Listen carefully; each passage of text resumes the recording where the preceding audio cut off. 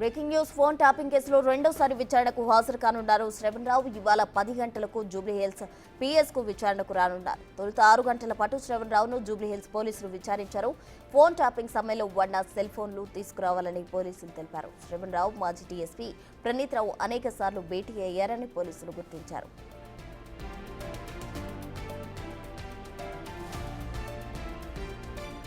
Political survey చేసి నియోజకవర్గంలో ఎవరు బలంగా ఉంటే వారి సెల్ ఫోన్లు ప్రణీత్ రావు ద్వారా ట్యాపింగ్ చేయించారు శ్రవణ్ రావు. జూబ్లీహిల్స్ మాదాపూర్లో 2 డెన్లు ఏర్పాటు చేశారు. డెన్లో శ్రవణ్ రావు, ప్రభాకర్ రావు అనేక సార్లు సమావేశమైనట్టు పోలీసులు గుర్తించారు.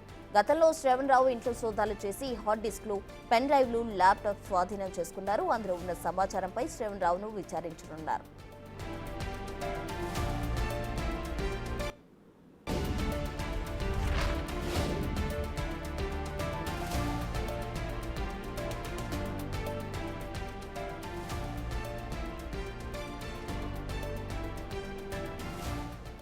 సంచలనంగా మారిన ఫోన్ ట్యాపింగ్ కేసులో కీలకంగా ఉన్న శ్రవణ్ రావు మరోసారి విచారణకు హాజరు కానున్నారు. దీనికి సంబంధించి పూర్తి డీటెయిల్స్ మా ప్రతినిధి సురేష్ లైవ్ లో అందించేందుకు సిద్ధంగా ఉన్నారు. సురేష్,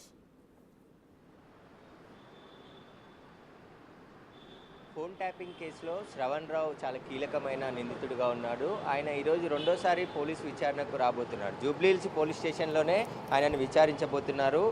మొన్న శనివారం రోజు 11:30 గంటలకి విచారణకు హాజరయ్యాడు. దాదాపు 6:30 గంటల పాటు పోలీసులు ఆయనను విచారించారు. కానీ పోలీసులు అడిగిన కొన్ని ప్రశ్నలకు మాత్రమే ఆయన సమాధానాలు చెప్పారు. మిగతా వాటికి ఆయన సహకరించకుండా దాటవేసే ప్రయత్నం చేశాడు. ఫోన్ ట్యాపింగ్తో తనకు సంబంధం లేదు అంటూ కూడా పోలీసుల ముందు కూడా అదే సమాధానం చెప్పుకుంటూ వచ్చాడు. అయితే పోలీసులు ఈరోజు మరొకసారి విచారణకు రావాలని చెప్పేసి అదే రోజు నోటీసులు జారీ చేసి శ్రవణ్ రావుకు చెప్పడం జరిగింది. ఆయన 2023లో వాడినటువంటి సెల్ ఫోన్స్ అన్నిటిని కూడా తీసుకురావాలి. వాటికి సంబంధించి ఏ ఫోన్ వాడారు, ఏ నెంబర్లు మీరు వాడారు, ఎవరెవరి ఫోన్ నెంబర్లని ట్యాపింగ్ చేయించారు ప్రణీత్ రావు ద్వారా అని చెప్పేసి కూడా ఆయనని ప్రశ్నించడం జరిగింది. దీనికి సంబంధించి ఆయన ఈరోజు విచారణకు రాబోతున్నాడు. మరి 10 గంటలకు వస్తాడా, 11 గంటలకు వస్తాడా అనేది కూడా స్పష్టత లేదు. కాబట్టి ఏసీపీ జూబ్లీహిల్స్ ఏసీపీ వెంకటగిరి ఇప్పటికే పోలీస్ స్టేషన్ చేరుకోవడం జరిగింది.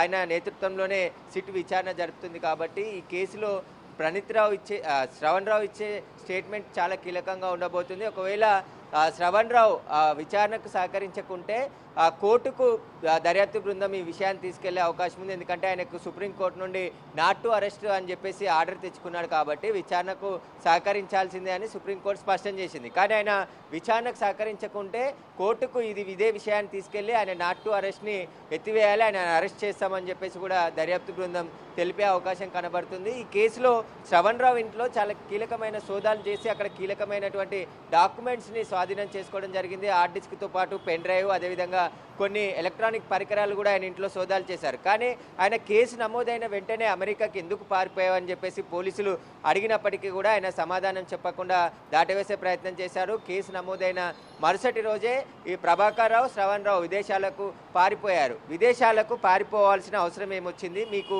కేసు నమోదు అయిన విషయం వెంటనే ఎవరు చేరవేశారు, వాటికి సంబంధించిన విషయాలపైన కూడా పోలీసులు శ్రవణ్ రావుని ప్రశ్నించడం జరిగింది. ముఖ్యంగా మునుగోడు బై ఎలక్షన్స్, అదేవిధంగా తర్వాత 2003లో వచ్చినటువంటి ఎన్నికల సమయంలో ఎవరెవరి నెంబర్లను ట్యాపింగ్ చేశారు, ఆ నెంబర్లని మీకు ఎవరు ఇచ్చారు, ఎందుకు ట్యాపింగ్ చేయాల్సి వచ్చింది, వ్యాపారవేత్తలు కావచ్చు, రాజకీయ నాయకులు, కాంగ్రెస్ పార్టీకి సహకరించే అటువంటి ప్రతి ఒక్కరి సెల్ ఫోన్ నెంబర్లని ట్యాపింగ్ చేశారు. కాబట్టి వాటన్నిటికి సంబంధించి ఎవరు మీకు సమాచారం ఇచ్చారు, మీరు ప్రణీత్ రావుతో, ప్రభాకర్ రావుతో కలిసి ఎవరెవరిని కలిశారు, ఎవరిని బెదిరించారు, ఎందుకంటే వ్యాపారవేత్తలను కూడా డబ్బులు పార్టీ ఫండ్ ఇవ్వాలి, లేదంటే ఇతర పార్టీలకు ఫండ్ ఇవ్వకూడదు అని చెప్పేసి కూడా బెదిరించారు. కాబట్టి వాటికి సంబంధించి పూర్తి ఆధారాలన్నిటిని కూడా శ్రవణ్ రావు ముందు ఉంచి పోలీసులు ప్రశ్నిస్తున్నారు. ఈ కేసులో ఒకవేళ ఈరోజు విచారణకు సహకరించకుంటే ఖచ్చితంగా హైకోర్టుకు వెళ్ళి హైకోర్టు నుంచి సుప్రీంకోర్టులో కూడా ఈ విషయాన్ని ప్రస్తావించే అవకాశం ఉంది. ఎందుకంటే శ్రవణ్ రావు విచారణకు ఏమాత్రం సహకరించట్లేడు. కాబట్టి అతన్ని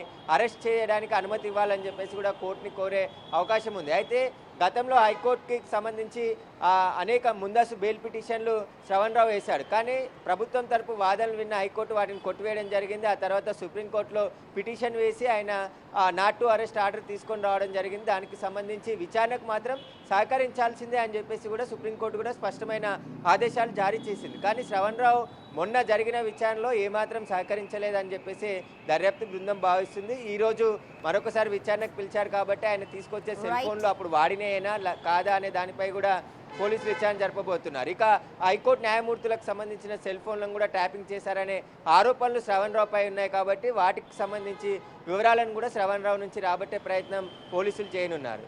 థ్యాంక్ యూ సురేష్.